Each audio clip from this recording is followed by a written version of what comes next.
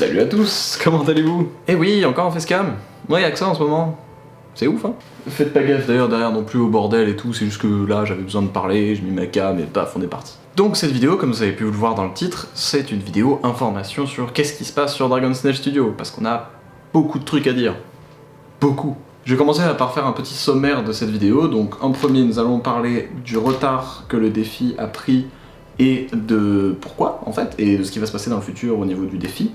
Deuxièmement, de certains membres de la chaîne qui sont partis et de comment fonctionne le Dragon's Nest Studio actuellement. L'avenir de Dragon's Nest Studio, donc de qu'est-ce qu'on va faire, etc. Notre petit emploi du temps une fois que le confinement sera terminé. Et quatrièmement, une petite info rigolote que je vous donnerai à la fin si vous restez jusqu'à la fin de cette vidéo. Donc pour commencer, on va parler du défi et de ce qui s'est passé ces dernières semaines. Comme vous avez pu le remarquer, le débrief de la semaine 2 et le débrief de la semaine 3 ne sont pas sortis. Et ma vidéo de la semaine 3 n'est pas sortie non plus. Là, vous la regardez, c'est sûrement déjà trop tard pour mon défi, et vous dites, tiens, c'est bizarre, y a rien. Il y a des explications à tout ça. Vite fait. Premièrement, il faut savoir, pour les vidéos qu'on fait réaction au défi, que c'est une vidéo très longue à tourner en soi, c'est genre 1 heure et demie de dérush pour moi au montage. C'est très long et très chiant pour quelque chose que finalement seuls les participants du défi regardent, et que les gens de Dragon's Nest Studio ne regardent pas forcément. Du coup, j'ai eu pas mal la flemme de les finir, c'est très long en fait, c'est très long pour pas grand chose je trouve. Ne paniquez pas, les vidéos de la semaine 2 et la semaine 3 seront upload la semaine 4, parce que why the fuck not. Et les prochaines vidéos récap du défi de la semaine seront en live, elles seront en live sur ma chaîne Twitch qui se trouve juste ici. N'hésitez pas à vous abonner direct d'ailleurs, parce que si vous êtes un participant du défi, comme ça vous serez alerté dès que le live du défi partira. D'ailleurs les live défis maintenant seront tous les lundis à 18h, ou 18h30, 18h je pense, ouais, c'est pas mal 18h. Et le fait d'être abonné vous donnera aussi accès à mes lives perso, parce qu'en fait je me suis lancé sur Twitch récemment aussi, avec Dragon's Nest Studio, on fait pas mal de lives un peu de tout et de n'importe quoi, surtout en ce moment sur Destiny, World of Warcraft, mais pas que, on a d'autres trucs de prévus. Pour l'instant, il n'y a pas d'emploi du temps, c'est vraiment juste quand j'ai envie, mais je commence à me mettre un peu à fond dedans, genre je vais utiliser le réflexe comme caméra webcam, je vais avoir un double écran, machin, enfin on va essayer de le faire bien, c'est juste que pour l'instant, c'est que à l'état d'expérimentation. Donc pour vous résumer vite fait, les semaines de défis qui sont pas arrivées vont arriver bientôt, les prochaines seront en live, mes créations vont arriver bientôt, j'ai juste eu la flemme et pas le moral de le faire. Je vais être honnête, hein, le problème du confinement c'est pas que la maladie, c'est aussi le mental des gens, d'ailleurs c'est pour ça que j'espère que vous allez bien derrière votre écran, que tout se passe bien et que tout le monde est ok. Et c'est d'ailleurs l'une des raisons de pourquoi on a créé le défi, c'était pour unir les gens autour d'une création, même si les situations en ce moment sont pas top top.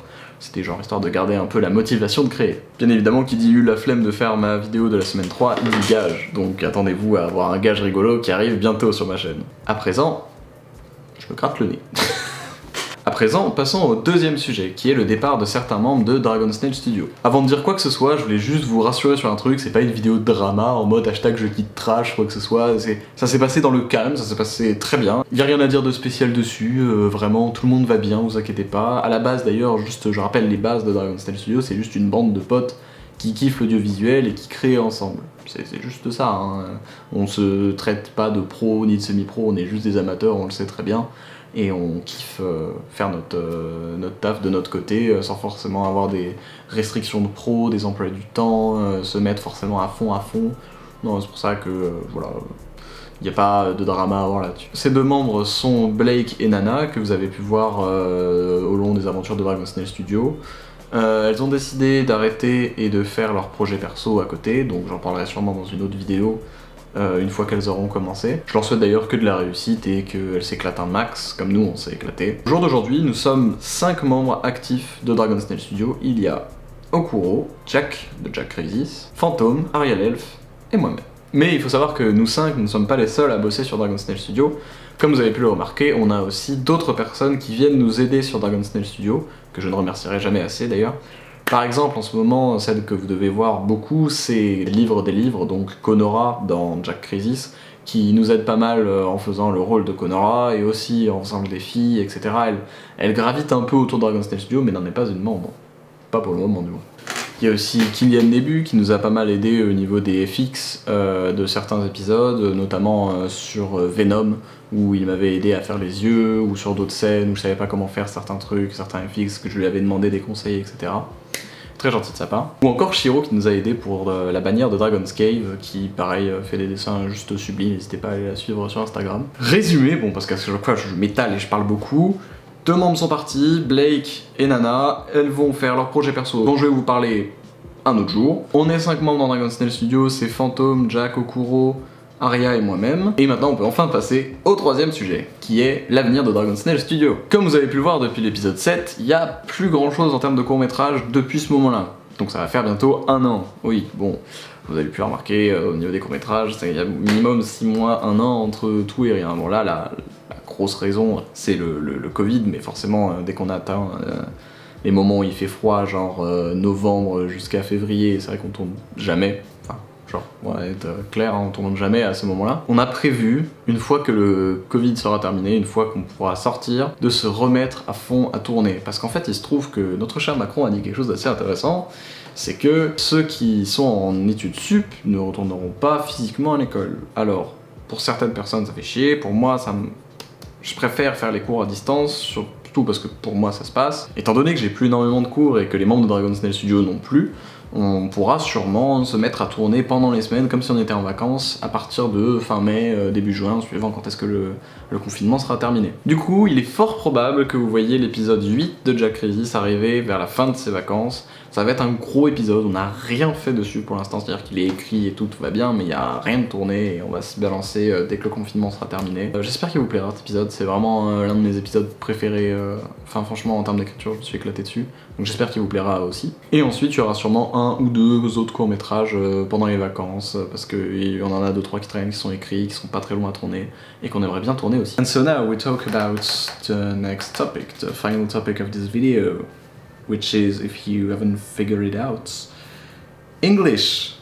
Yay! And yeah, don't freak out, the subtitle will always be there. If you see any mistakes in video, don't hesitate to comment down below and say what did I say wrong and what did I write wrong, because I will try to traduce as cool as I can what I'm saying in French, just back there. So hope you enjoy this new type of format. I'm very curious about how my accent will grow video by video, so that's why I think I will continue like for a long time. Is that a good idea? I don't know, but for me it's good.